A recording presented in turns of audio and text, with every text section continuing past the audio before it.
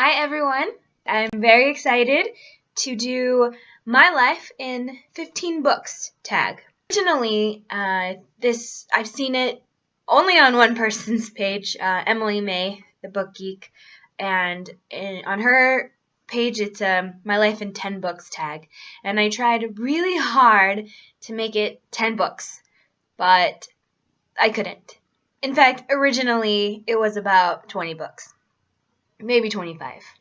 But I have narrowed it down to 15 books. I just want to tell you a little bit about the books that have made me who I am.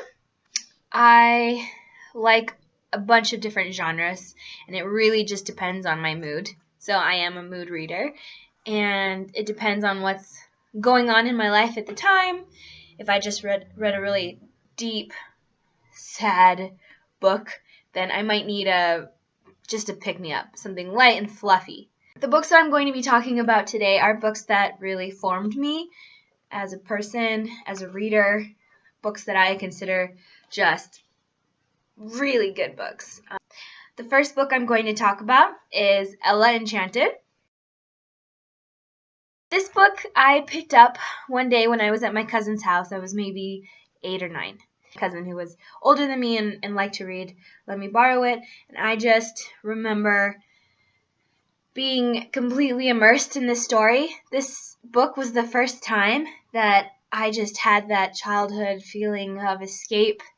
I try to recreate that feeling in every book I read, and it's harder and harder as you get older, and there are very few books anymore that will do that, give you that same magical feeling. But this was my first experience with it. It's about a girl who is cursed to do everything that someone commands her to do. And it's just really magical. So, love this book. My next book, number 2. It's called Amy Number 7. It's a series called the Replica series by Marilyn Kay. And I never heard anybody else talking about this series, ever. And I had no idea why. It was amazing. Amazing. Tons of books in this series, and I just read them all one right after the other. I remember being in Walmart with my dad when I was like maybe 12. I saw that this book was on sale for $1. My dad and I, both being who we are, trying to save money when we can, so we bought it. He asked me to read it to him, and I think it was his way of, bonding with me. So I read this with him, the second book, also then the third book. He liked them also, and I just remember feeling with these books that same sense of magic and excitement and suspense. It's about a girl who, right around puberty, starts experiencing some changes that she can't explain. People start acting weird around her, and she figures out that maybe she isn't who she's been told her whole life. There's an entire conspiracy of all of these kids who are somehow connected. That really got me excited about reading. Number 3, Lucy Sullivan is Getting Married. I can't even describe how much I loved Marian Keyes when I was in middle school, high school. The first time I picked up one of her books, it was fun, it was thick, and it was this sensory experience with paperback books, and she's funny, there's romance involved. Lucy Sullivan is Getting Married is about this woman who goes to a psychic, and the psychic tells her that she's going to get married by the end of the year. Only problem is she doesn't have a boyfriend, and her roommates are not very happy about this because they just have an awesome single girl life, and so she starts thinking about the guys in her life, meeting a couple new guys, and the whole time you're just wondering, is it going to be this guy? Is it going to be this guy? Who is she going to marry? Right after I read that one, I bought all of her books. Watermelon, Rachel's Holiday, they're all amazing. She's hilarious. She's Irish. Just fun. We're getting into high school, angsty years. The next book is actually a set of plays. What are we at? 4. Number 4, Sarah Kane, The Complete Plays.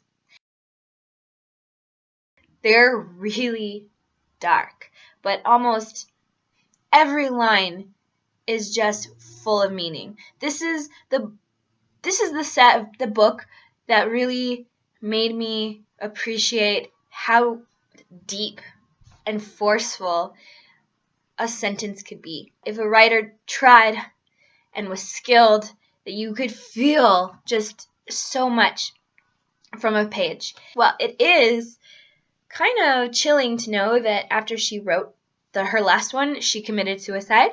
And there's an undertone of depression, definitely, in her place. But it's more than that. There's this poem, not a poem, a monologue in one of her plays called Crave is the poem of the play. And I have never, even to this day, understood longing or read about longing in such a perfectly descriptive way that when you, even if you're not in love, you read this monologue and you feel like your heart is going to break if you aren't with this person. I love Sarah Kane. I never hear anybody talk about her. I just devoured it and have been waiting for someday somebody to bring up Sarah Kane to me. We are out of the high school period of my life and into college. The next book on the list is Daughter of Fortune by Isabel Allende. This was the first Isabel Allende book I ever read. I fell in love immediately. I'm still reading all of her books. I do have a physical copy of her newest book, The Japanese Lover. I went to her book tour, so I saw her live and it was amazing. Isabel Allende is hilarious. I will buy Isabel Allende no matter what. My mother's side of the family is from Chile, and she is Chilean, even though she doesn't live in Chile. I feel like I can relate to her stories, and what I love about her is her writing is sensual. When you're reading it, it just feels like honey is dripping off of the pages and you can just lick it. And it's so amazing. It's a great experience. Ines of My Soul is another favorite of mine by her. House of the Spirits is the most well-known by her, but I don't think it's necessarily her best. But I loved it too. Just read Isabel Allende if you haven't. Ugh. Next book is Pillars of the Earth by Ken Follett. This book is amazing. It's a doorstopper. It's a big guy who completely get immersed. It's set in 12th century England, the Middle Ages. It's all centered around the construction of a cathedral with all the different characters who play a role. There's love, there's betrayal, there's intrigue. I read this book when I was studying abroad in Germany. The second book, World Without End. Amazing. I think I might have even liked that one better. They both were amazing, but the second one is set during the plague, the Black Plague. So I have a soft spot for books that talk about the plague. The next book I do have a copy of. This book was assigned to me in one of my German classes. German was my minor. It's called Karl und Anna. It's by Leonard Frank. Oh my God. This was just an amazing experience that set me in World War II, or was it World War I? It was a war. A prisoner of war camp. These two guys are talking to each other. They spend their days working, relieving their boredom and their awful existence by telling each other stories. And one guy is married and tells the other one about his wife. He loves his wife. And he tells this guy day after day everything about his wife, everything about their relationship. And through these stories, the other guy falls in love. What does this other guy do when he gets out of prison of war camp? He goes to the wife and pretends to be her husband. And she opens the door, knows it's not her husband, but what is she going to do if this guy is telling her that it's her husband and knows everything about her? So maybe she's crazy. Anyway, it's amazing. This is what I love about German literature. It doesn't even have to be long, but it's so much passion and force and meaning. I just love it. Number 8, State of Wonder by Anne Patchett.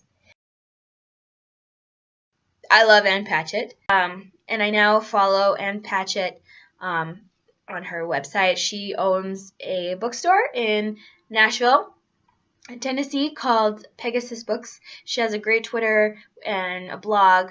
You can get a lot of good book recommendations by following her blog. State of Wonder I loved because it was set in the Amazon, and there were researchers involved. Anytime main characters are researchers, I'm in it. Next on the list is Dracula by Bram Stoker.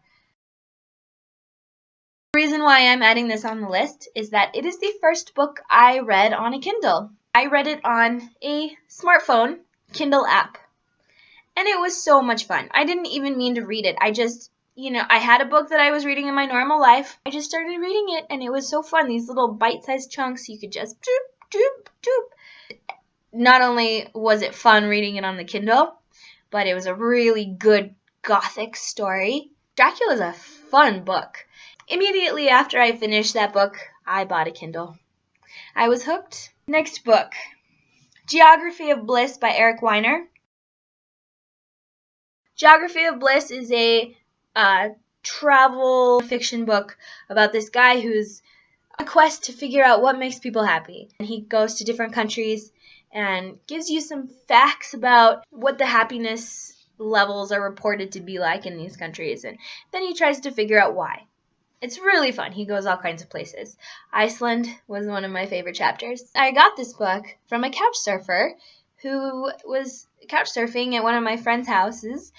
I told him I like to read, and he took me to his car, and in the back seat of his car was an entire trunk full of books. This is the best part. He said to me, pick any 3 books you want. You can have them as long as you pass them on. That's a great selection. It was a really cool way to get a book. The Geography of Bliss was amazing. It stayed with me. It's just fun to read about other people's customs and how it ties into their happiness levels. Next up is probably one of the best books I've ever read in my life, and if you want to feel happy, next up, The Guernsey Literary and Potato Peel Pie Society. This book is amazing. Amazing! It's set in the English Channels, in an island in the English Channel in January 1946 during World War II. If you like books that talk about books, then you're going to love this one. It is such a feel-good book. Look at this. I wonder how the book got to Guernsey. I wonder too. The Passage by Justin Cronin. This is another doorstopper. I love doorstoppers. This book introduced me to the genre of post-apocalyptic, dystopian, zombie fiction. I love it now. I read everything that has even a touch of one of those subjects. So if you're looking for a good, suspenseful zombie book, read The Passage by Justin Cronin. The book that got me into memoirs, The Glass Castle by Janet Walls. This is about her childhood in the Southwest. Her parents are completely dysfunctional. A lot of her childhood was basically picking up after them and taking care of herself and her siblings. It was so raw, and there was such a good story to it. I wanted to know what happened. This book is a perfect example of what a memoir should be. Since then, I've read a ton of other memoirs. I love The Glass Castle. Number 14, The Martian Chronicles by Ray Bradbury. This book is so good. I don't have that copy. I read it on my Kindle, but I have another Ray Bradbury book that many of you might be familiar with, Fahrenheit 451. What can I say about The Martian Chronicles? Science fiction, and I like science fiction. It's not usually the genre I go for, but The Martian Chronicles is just so fascinating. It's a bunch of different stories, some that are connected, some that aren't, but they all have this underlying theme of space travel or Mars or just things being a little off. What happens when human beings go to Mars and they're lonely? Or aliens there don't like them and imprison them? What about the girls back home who are waiting to take a spaceship to finally reunite with their men? Just so many different stories. After I read that book, I bought everything by Ray Bradbury, and I just immediately read about 3 or 4 books of his in a row, and I never do that ever, but I just wanted to recreate that experience so badly. So far, The Martian Chronicles remains my favorite of all of the ones I've read, so I might have Bradburied myself out a little bit. The Martian Chronicles, so good. Finally, Station 11 by Emily St. John Mandel. Station 11 is a post-apocalyptic fiction about a disease and infection that spreads and basically kills like most of the world's population. It all starts with this actor who is on stage and has a heart attack the night that it really breaks out. Everyone that is around him is somehow intertwined in the story, and you keep coming back to them in different places and in different ways throughout the novel. I just thought that this was so amazingly written that when you wonder what would happen if everyone started dying off, this is a really realistic account of what would happen. Beautiful and suspenseful, and oh my god, when I read it, I really felt like one of the last people left on Earth. And do I have enough food in my kitchen right now that I could survive? And then what about when I really had to leave? What would I do? And would I handle people? And oh god, it was so good. One of my all-time favorites now. I hope you have enjoyed this video. If you have a question for me, or if you can relate to anything that I described, any of the authors, and they also moved you, or maybe you hated them, it's all interesting. It all sparks some type of dialogue, which is so fun. Come back for more.